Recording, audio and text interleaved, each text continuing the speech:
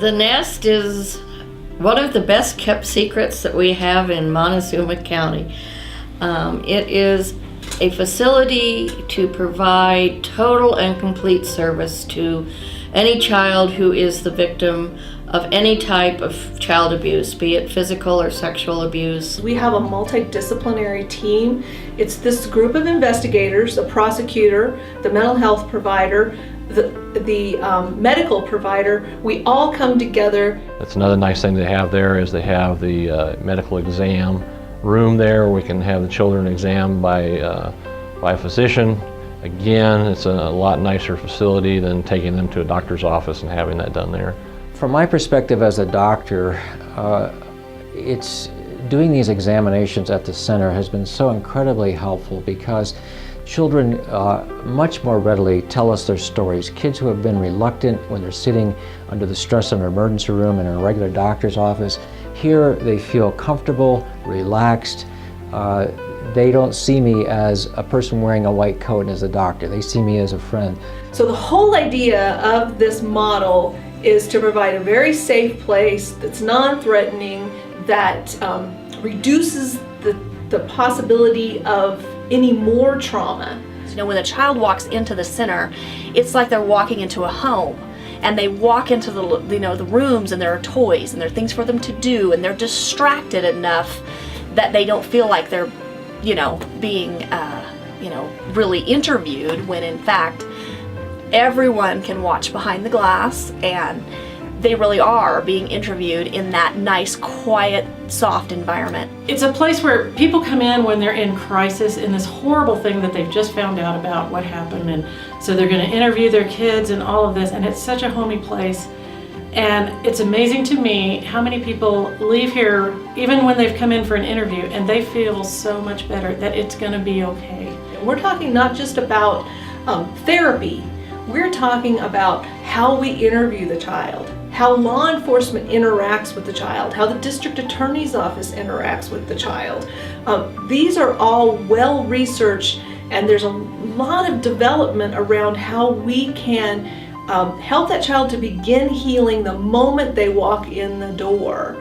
So it's a one-stop place for a child to go to receive care, comfort, support, and to start back on the road to a normal, healthy life.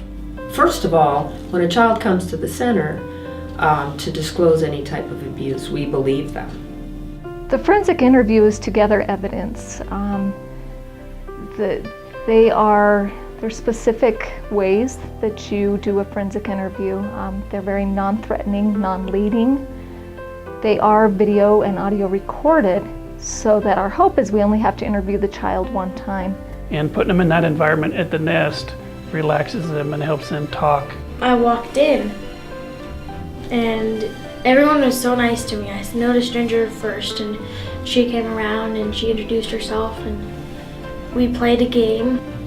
I oftentimes will play board games with the kids while the grown-ups are talking. And usually the kids who come in are really pretty nervous about having to talk and who they're going to be telling, and it's pretty scary. So I try to really make them feel as comfortable as I can.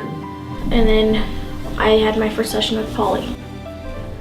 With the kids, you kind of try to get them to express, even if it's not just talk about what happened specifically, but express what they're feeling, what they're going through, and express what has happened to them in some way or another. I came here just to hang out, get a snack, and just let everything go. It was like the one time I could just sit here and relax and say everything to Polly, and it wouldn't offend anyone or anything. They usually feel a sense of relief when they've talked about it to someone who's understanding and who is going to really have them share every detail. Law enforcement, when they came in here, it was awesome because they treated the kids with high respect, and they didn't look down upon them. They didn't act like they were they did anything wrong. They treated me with a lot of respect. They didn't plow me over and went to go talk to my parents. Just, forget about what happened to me. Just like go talk to my parents. My role is really about making sure the child's voice is heard. This is the medical exam room, and we've tried to set it up like a medical exam room, but with pictures and things that children can relate to that make them feel relaxed. While getting medical information is important for the prosecution of perpetrators of abuse, our most important thing is really supporting the child victim and the family. And we make great efforts to do that. All aspects of our investigation, whether it's medical or police, the child comes first. So we look at this as if it's kind of a wheel and the child's at the center of the wheel. And each one of the professionals that are dealing with that wheel have a very specific goal in mind. However, the idea is to stay totally child-centered. We really want to help the family get back to normal as soon as we can. It's going to be certainly a new normal, but so that they can get back to being a kid. And by the end of therapy, the goal is that they can tell you about it without it bringing up all those extra emotions, because it's not their fault. You need to get rid of the guilt and the shame, and just to be able so that they can accept that this did happen to them, but it doesn't have to rule the rest of their lives. If it comes to mind, I push it away and I just move on. It's happened, it's over with.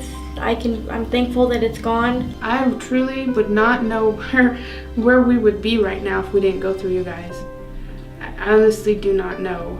My kids are 100% better off that they've gone through you guys. They got help when they needed the help, and regardless, whenever something comes up, I know I can call and they can come at any time without any problems. Well, and to see a kid at the very end of therapy be able to really feel okay about what's happened to them is amazing to me, because whenever I first started here, I thought, how do you get through something like that? This place is about helping the children that need the help. Being here for so long, you see that this is where it stops. And even if it doesn't stop through the courts, it usually stops anyway, because people are watching. I always think about this parable where there's a man on a beach surrounded by hundreds of thousands of starfish, and he's throwing them back one at a time, and another person comes walking along and says, how are you going to make a difference? Look at all these starfish. There's just too many.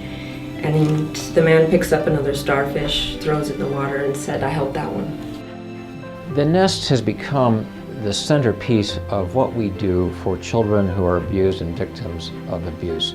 Our area, unfortunately, needs a safe haven for children. There would be a huge gap in services, both to the community at large and to law enforcement and my office if the nest were not here, and I'm extremely glad that it is. It has to be organization that we support. It's more valuable than almost any organization I know that we deal with, simply because it deals with young kids. If the nest didn't exist, these kids would just be they would just be pushed from one agency to the next to get through the process. I think that this is an amazing place, and I'm so grateful to have an opportunity to work here. Knowing that we have that we have the nest, and we're able to provide services and help with that is just amazing to me. It's just such a blessing that we have a place children can go to that's safe. Watch out for our children.